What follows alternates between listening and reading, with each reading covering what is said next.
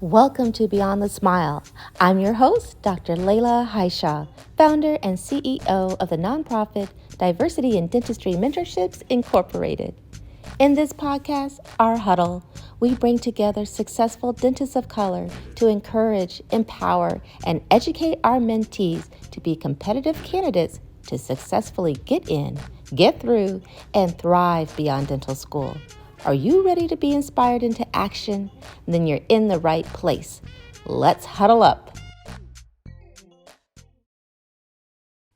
The inaugural season of the Beyond the Smile podcast has been brought to you by our sponsor and partner, the Benco Dental Family Foundation, the philanthropic division of the Benco Dental Company.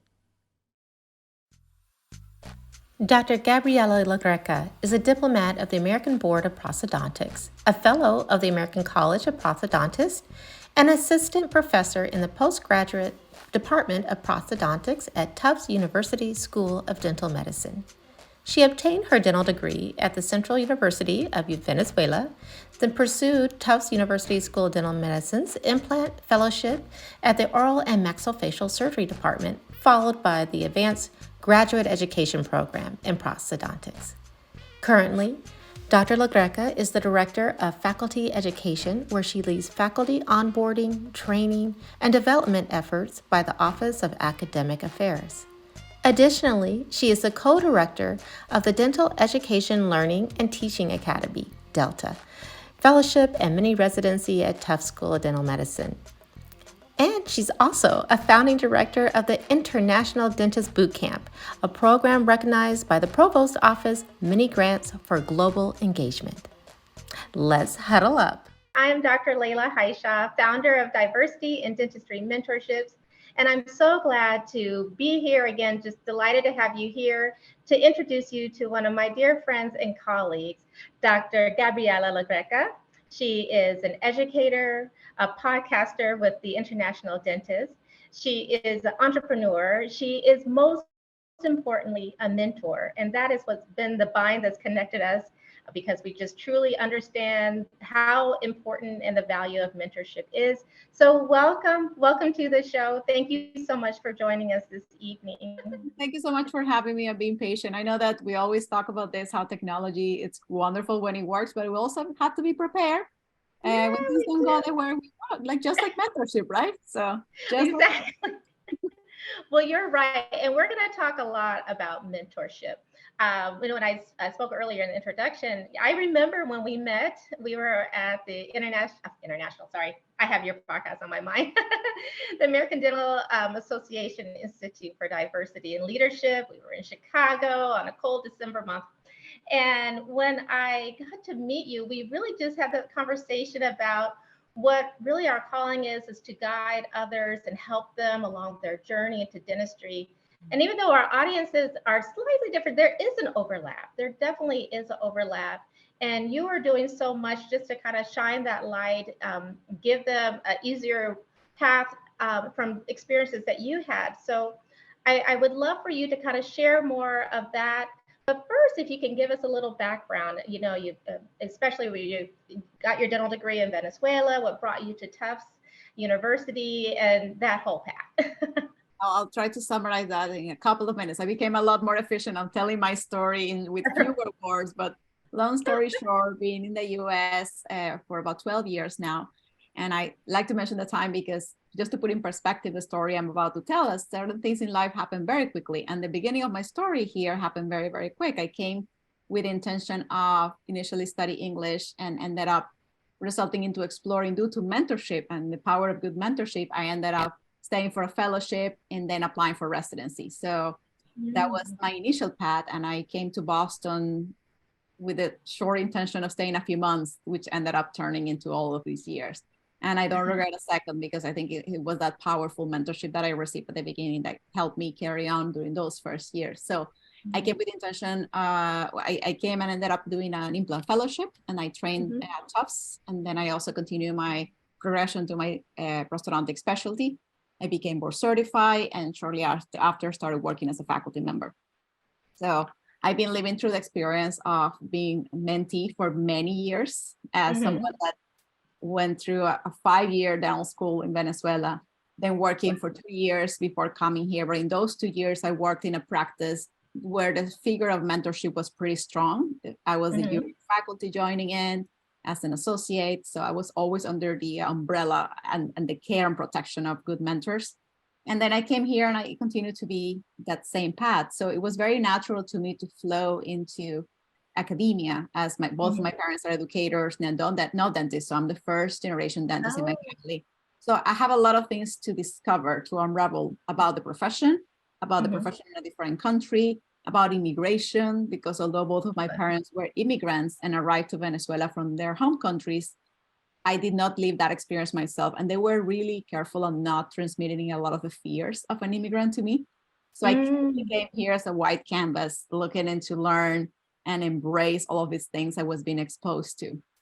So I think I always remember that as something that when I mentor others, I try not to let my fears or my experiences stain their journey, because everybody's journey will be slightly different. So that's a great trait to have as a mentor, to remember that.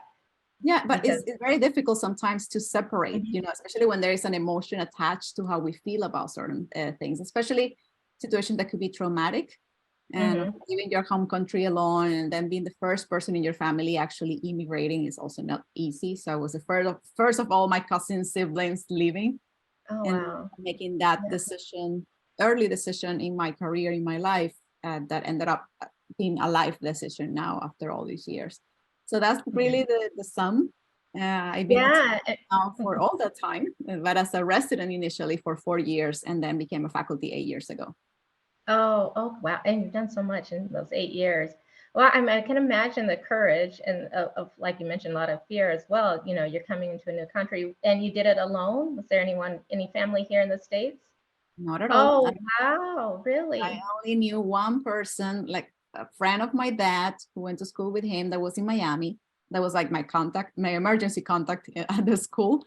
But I had no other family members. And to be frank, my first trip to the United States ever was only a year before that, moving to the US, because my family was always keen on traveling to Europe. My dad is Italian, my mom is from Spanish family.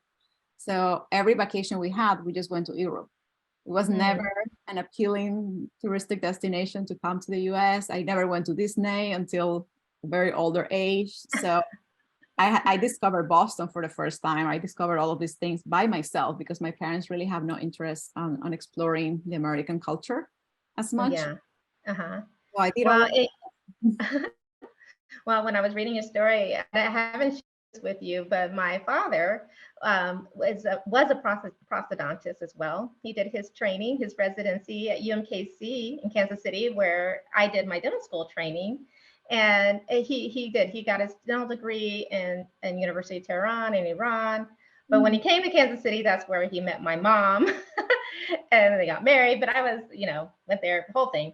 Long story, but he did come in, hadn't been to the United States except for his education and training there, and then went back to practice in the home country. So I can imagine, though, for a lot of your mentees who are following in that path and starting in the States, were there some barriers? I can imagine a bit of culture shock on some things. And how did you navigate that? I know your language barrier there, you had to work. I mean, all of that wrapped up into a new environment and navigating everything in a new school.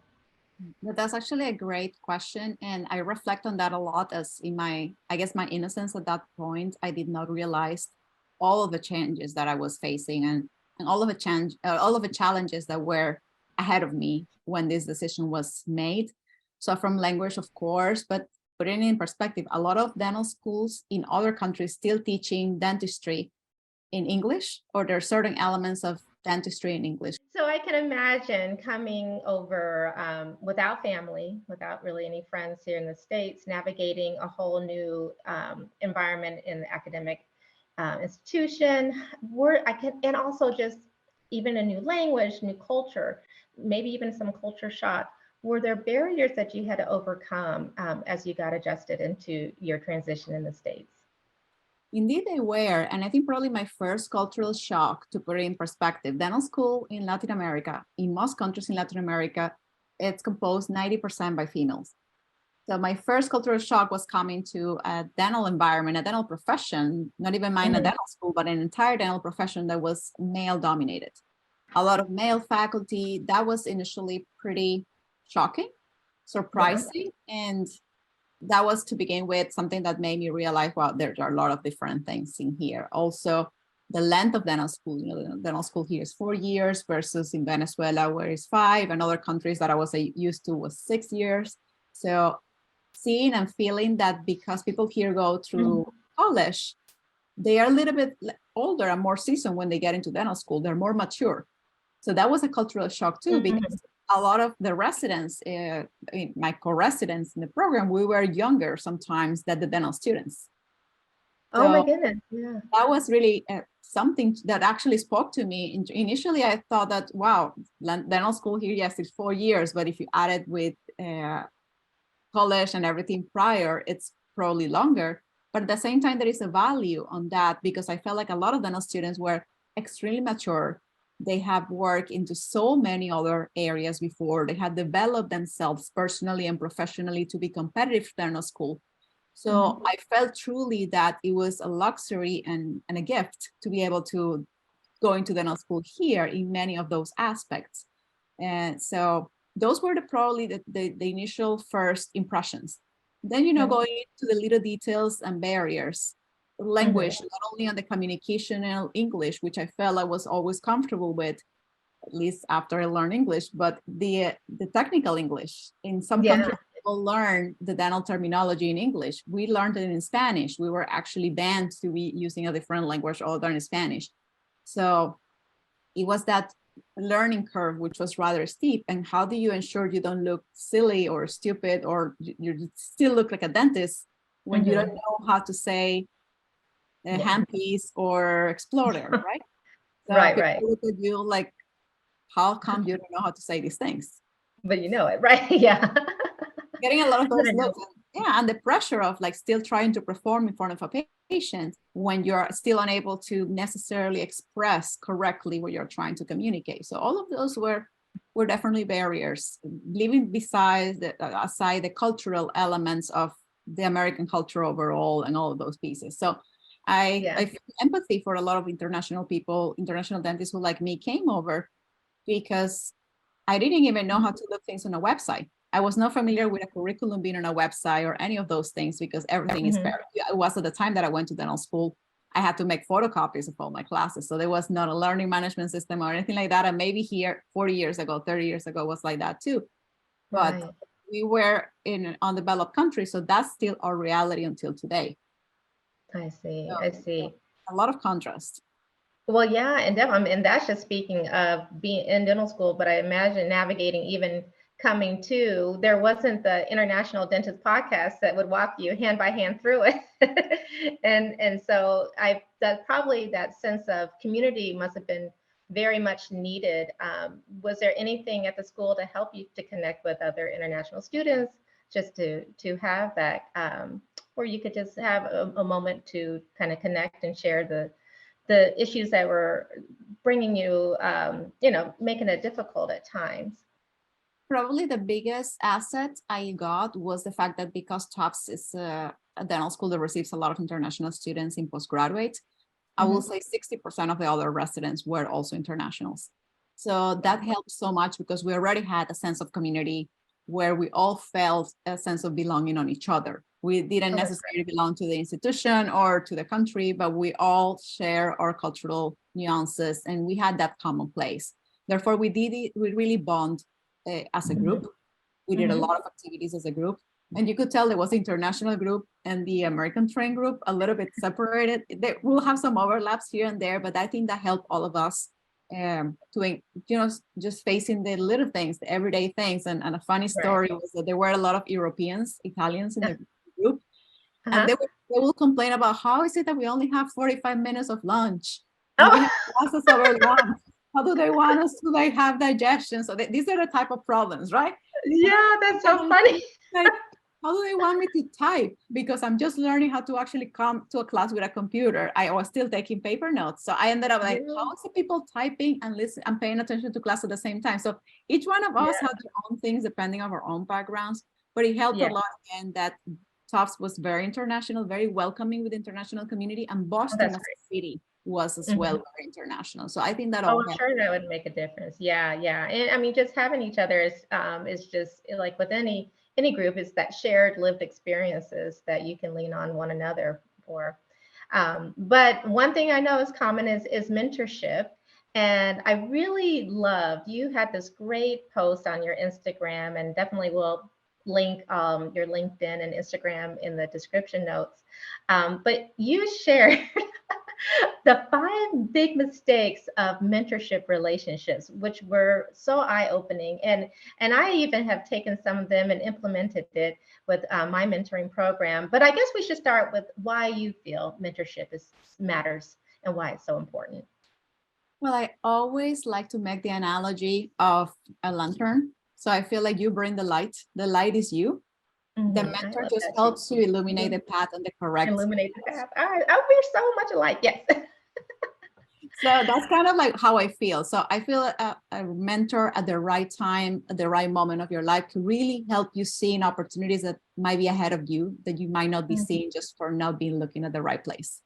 And that has been Mhm. so true for me that I strongly believe that a person could take their life to the wildest places and to the most amazing experiences only if they have that piece of advice at the right time. Mhm. So being moved by that personally, being inspired by that personally, and seeing the impact that has had on me, I realized that everyone should at least have access. And that's, that's how I created the podcast and all the resources, because I feel like we all need a constellation of mentors. I think that concept Mhm. of having a single mentor for life, that's probably no longer a thing. You need Mhm. a mentor in finances and business. You need a mentor in dentistry. You need a mentor in life. I need a Mhm. mentor in yoga, so and running. So whatever activity we're trying to, we might have different mentors. And in some moments in life, mentors could be your parents. And I had Mhm. strong mentorship from my dad, who although was not a dentist, he was an academician. So he's been a great influence for me too. But I realized at some point when I moved here, although he mentored me for a lot of things and advised me for a lot of stuff, he didn't have enough information to understand the environment to give me Right. a piece of advice that it was practical or livable. So he saw Yeah. that, and I think he was smart enough as a mentor to play the role well. So Mhm. that's, I think, when I decided to do that post, I collected a lot of experiences that I had as a mentee and as a mentor, and then seeing really how some of my relationships with my mentors have been very fruitful, and some Mhm. others, I couldn't call them a relationship today because they don't exist anymore. Oh, And yeah. same thing happens with my mentee. So how come with some mentees I get so much done? We both get so much from the relationship. And then Mhm. with other mentees, not necessarily as much. So I try to Yeah. analyze and really reflect on what makes a relationship different and what makes a Mhm. relationship fruitful. And that's how I Mhm. come up with, what I feel are the 5 mistakes that leads to me, in my experience, what I feel it works best for both being a mentor and being a mentee. Oh, well, yes, let's go through it. I'll read them off. Definitely setting boundaries, having boundaries within this relationship. And that's so important too, as far as mentors. And I hope a lot of our colleagues will hear this when you're giving so much of your time, that and to make sure that you're not going through compassion fatigue, that there are certain boundaries set. But it goes both ways for both the mentors and mentees on healthy boundaries. You speak of lack of responsibility, very, very good. The third one, no agenda, not having any goals set in the beginning. And this is, we're just ending up the first month of the year. We were talking about setting goals, and this is a great opportunity to set those goals with your mentor.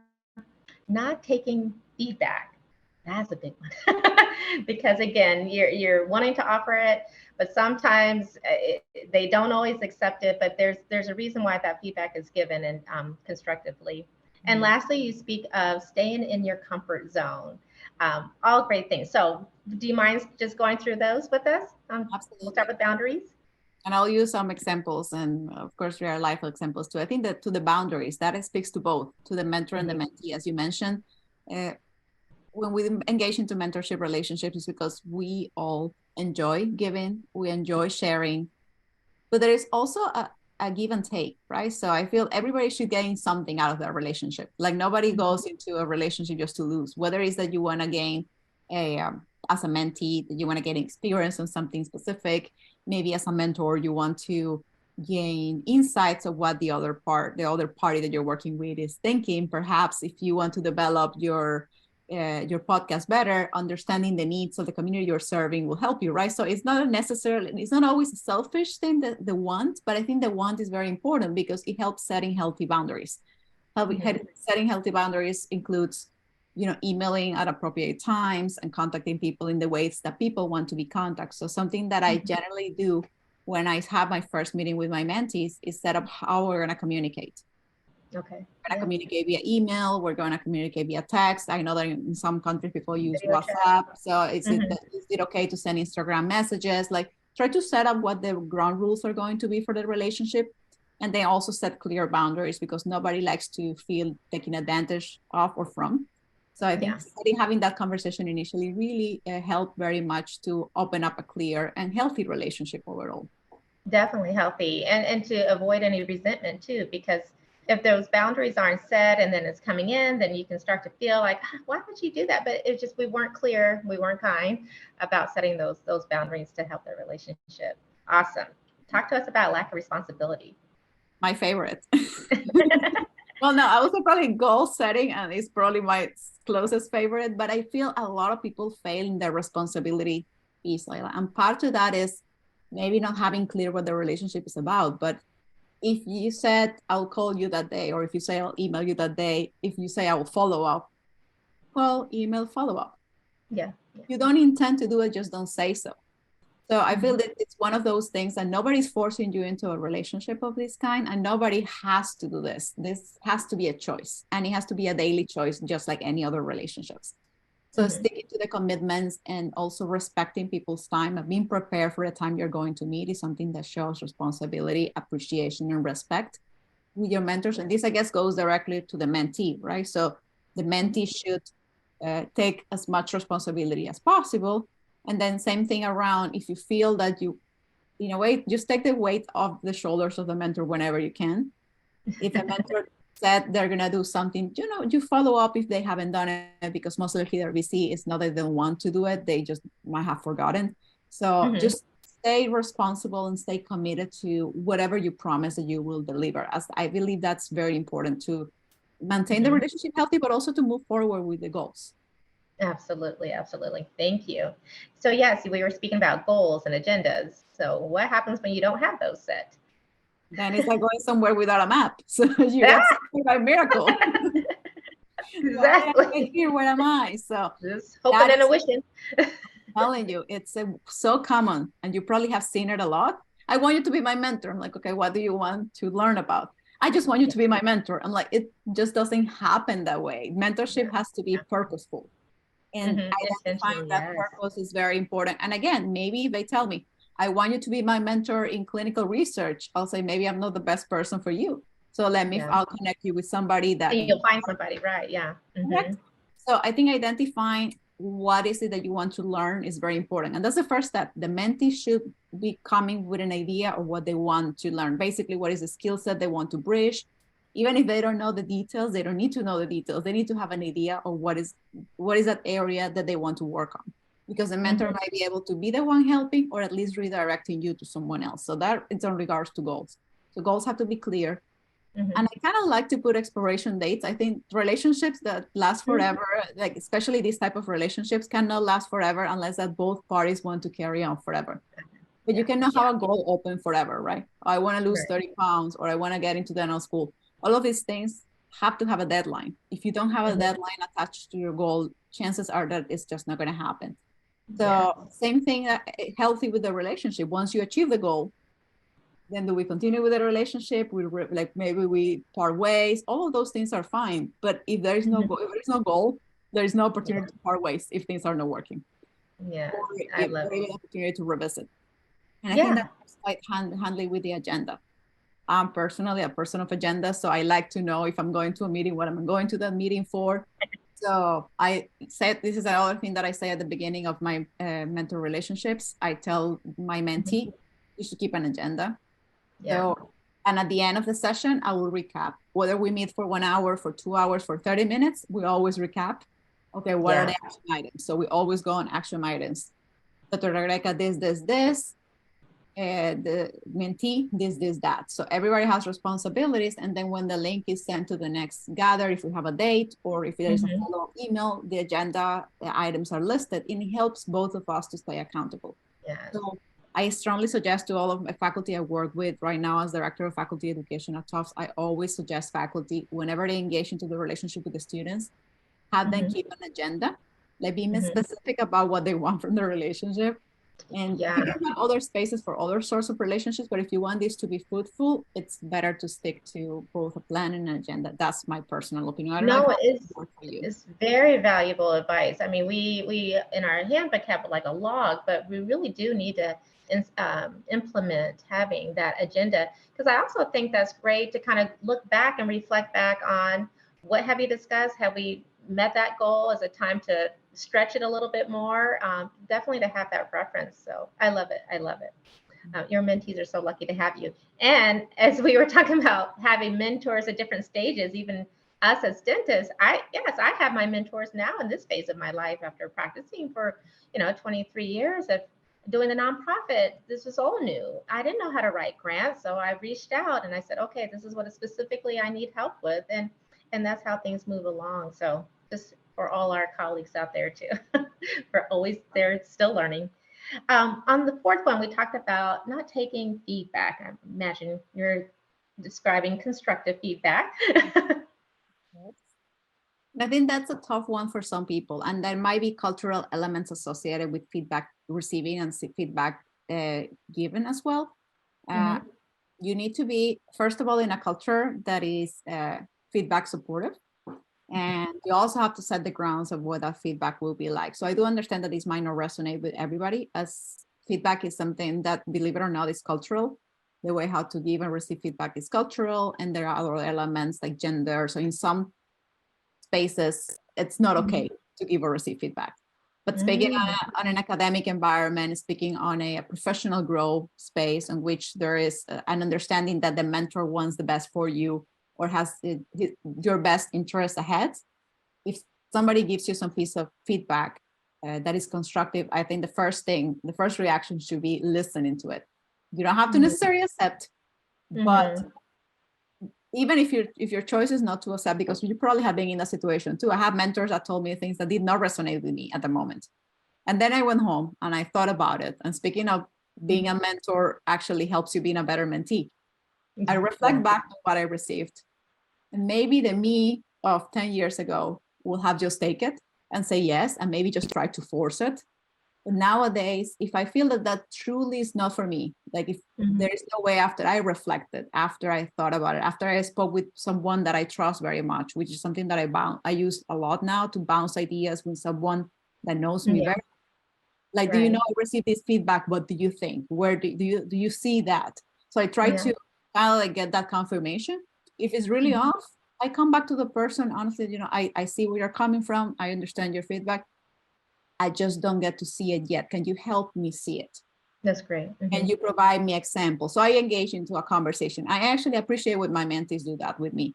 But the worst things you can do is either stay quiet and say nothing and then just walk away and do whatever you want. Or even worse, just fight or argue. Because as an educator, I had both type of students sometimes. They want to in front of you. Just want to fight the feedback or don't accept the feedback. And then the ones that, on the other hand, just say yes, but they just turn away and do whatever they want. So those two, I take it as unprofessional encounters. Now I actually start the other way around. I might start asking a question. So that's my current strategy with feedback. If there was something that happened, I'll just ask, how do you think that went? How do you feel about what just happened? And I kind of like get the sense where the person is at. Where's going? Assessment. Where are we going? But if you're receiving some feedback, just initially listen to it before reacting. Like, try to resist the urge of reacting right away. And I think understanding too that really the mentor or your instructor or whoever is sharing this feedback, they want the best for you. I mean, it's never the case. Well, I would say never say never, but definitely mostly it's not the case that they don't want you to succeed or fulfill your goals. It's really to better you. So just coming in from that perspective that we're not out to get you. I had a situation with one of my mentees who was in a leadership position in another organization, but just was lacking some of the professional skills that would be expected at that level. But it was nice enough that some of the leaders, knowing that she was my mentee, reached out to me. It's like, hey, she's great. She's got so much potential, and I know she's got so much passion. But she listed off some of the things that she was doing that was not professional, just in the meeting setting. So and I'm so glad that she was so receptive. There was no questions, and I said, hey, on the next meeting, let's make sure you have no distractions, you're focused, dressed appropriately, and you're focused on the conversation.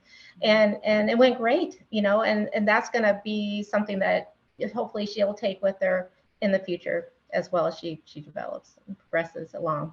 But you mentioned that because I think probably as we also progress in our careers, I want people to reflect. Chances are that less and less people are going to give you feedback. Yeah. Because as you grow professionally, unless you seek for it, I mean, I still get feedback, but I have to go after. I have to sit down to tell, my team or whoever works with me, you know what, I really need your feedback, or I have to make a disclaimer on which specific aspects I want feedback, because unsolicited feedback doesn't come that often anymore. So it's one of those things that you have to appreciate it. And I precious when I get a piece of advice from somebody, whether that sounds like it makes sense for me at the moment or not.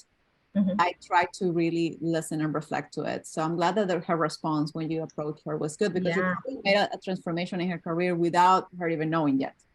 Right. And it's so interesting that it made me think about dental school. And we were saying that as we progress along, we're going to get that feedback. So especially our pre-dental students that are here with us, that is a time in school to learn and expect that you're not going to get it right the first time. You're prep or anything. So take advantage of that and know that, because yes, once you're out, you can't really look over the shoulder for the attending to come and get you out of that and to help you. So to really just embrace this feedback. So we better move on. Thank you so much. And then the last one you had mentioned, staying in your comfort zone.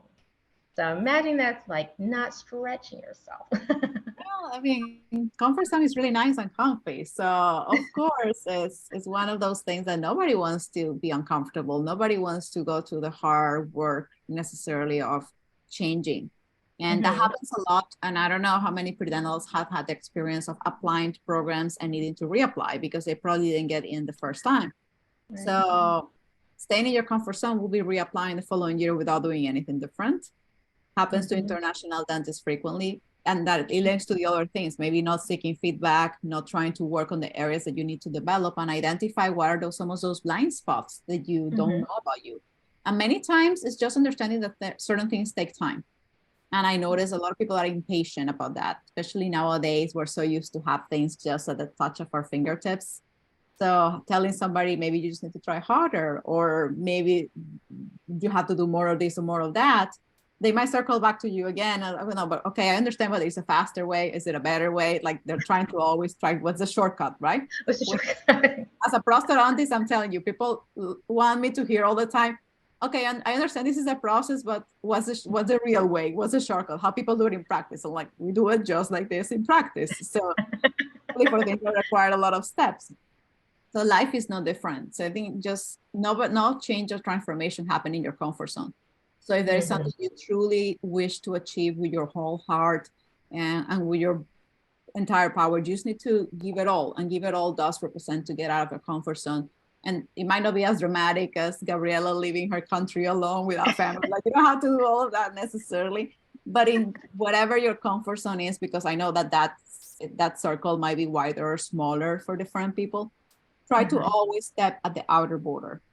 If you don't want to, I don't want to ask you to jump out the border all the time. I just say, so you can still feel with the outer edge of your foot that ledge. So you can fall anytime, but you're right there. Oh, that's great. That's such great advice. Oh, yeah. Well, I know those pearls are really going to resonate with a lot of people to really help them. I did want to take a moment to see if anyone here had any questions. Let me pull up our chat to see. This is a great opportunity to speak with Dr. Lagreca about pros, about Tufts, about getting into dental school, about any goals that you have. Is there anything? As I think about that, I know you have had quite a year last year as well. Tell me about your MBA. What was the goal? And first of all, how'd you have time to do that, honestly? I still don't know how And I what is pulled that off. next? I still cannot tell Yes. you how I pulled that off. All I could tell you is that I cannot have another year 2022. That was a Oh, special year, but yes, yeah. that was a goal and dream. Speaking of goals and to achieve those, I actually enrolled in an MBA when I was in Venezuela. In those right Oh, after dental school, I did not uh-huh. finish it. I actually didn't even get to fully start it because then I changed plans to come to the US and all that. So Yeah. business and entrepreneurship is some that has been with me. And my Hmm. dad at that time, speaking of mentors, advised me, actually an MBA as a second career, you're already a dentist. It's probably best if you understand the field a bit better, Yeah. understand the profession a little bit better. And I think it was the best advice. It only took me 14 years after I finished dental school. But I see now why that made a lot of sense. And although it was not easy to fit in my current schedule, there is never going to be a good time for you to engage into something additional like a degree, unless Hmm. you're truly sitting in the center of your comfort zone, which we spoke already. I'm at the border all the time. So it was a great learning experience. And I don't necessarily think that every dentist needs an MBA, but any dentist that wants to practice needs some understanding of business and management, because that helps you in life, it helps you in practice, it helps you understanding the business of dentistry and how to make it more profitable and be happier. And I apply a lot of the knowledge, not so much in practice nowadays. Actually, I apply it on my job at the school because there is a Hmm. lot of planning, a lot of budgeting, a lot of things that we don't have training for. So that Hmm. was pretty fun to learn. Although I said that I was the only dentist in the room. We actually had one classmate that was also a dentist, but Oh, that the rest of us, the rest of the group had no clue about any tooth or anything other than they knew about a toothpaste and a toothbrush. That was it. So really? knowledge of dentistry. But it was fun Yeah. to be in a room surrounded by others of people that have different mindsets because they process information very differently. Mm, And I a lot bet. of Yeah. basic problems that are problems for us, they just debunk them in a second. So it's a Mhm. mindset shift. So it really helped me a Yeah. lot to also stretch my brain to other directions that were never stretched Oh, before. yeah. Well, we're always like lifelong learners. And definitely when I was coming out in dental, going through dental school a couple decades ago, we didn't have that much of business education. And so starting out, I just didn't feel confident really to start the practice and took a while to decide that I could actually do it on my own versus having a management company. But I would also just think too that even if, like you mentioned, you're developing another skill set on problem solving. So even if you don't have a private practice in your academia and all the administrative tasks and developing new programs like the International Dentist Bootcamp that you've developed. There's just so much. So I think that's wonderful that you did. It's very inspiring. And as a testament to your persistence and dedication to make sure that you got that done. That was a goal that you wanted to achieve. So congratulations. Thank you. And for those interested, I know that there are some dental schools that are designing programs that are combined at the MD Hmm. and MBAs. So that might be an opportunity. You might not have to go to school extra years. They might actually have it as a combined program. So I think dental schools are seeing that there is a need of Hmm. financial literacy, if not Hmm. necessarily a degree, but at least some level of basic understanding of business administration. So you're able to run a business. Right. Well, great. Well, I don't see anything because I think maybe you just covered so much great information. But if our mentees wanted to connect with you, what would be the best way to reach you? I respond to everywhere I'm reached. So for people that meet me on social media or find me on social media, Instagram, LinkedIn are great Mhm. places to find me. I'm not that active on Facebook, but I post on Facebook here and there. Just try not to message me on Facebook. That gets responded a month after. That's And about same email, here. I know it's kind of, I'm There's pretty just bad so at that. many platforms.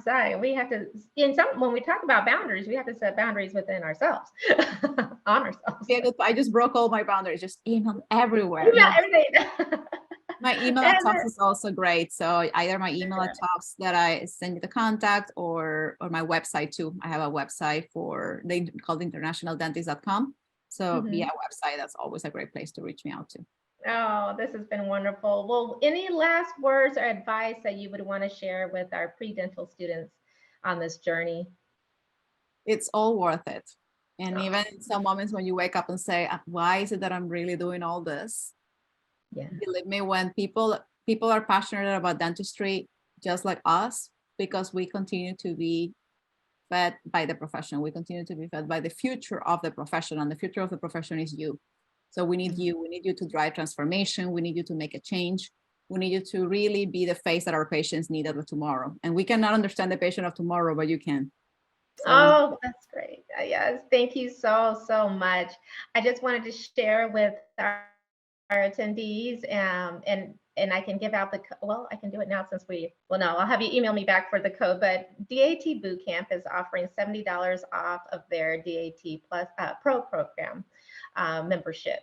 So if you're interested, definitely just send an email to info@Diversity in Dentistry Mentorships, and I can get that out. And also another discount on their DAT Plus program. So I want to thank DAT Bootcamp for their support.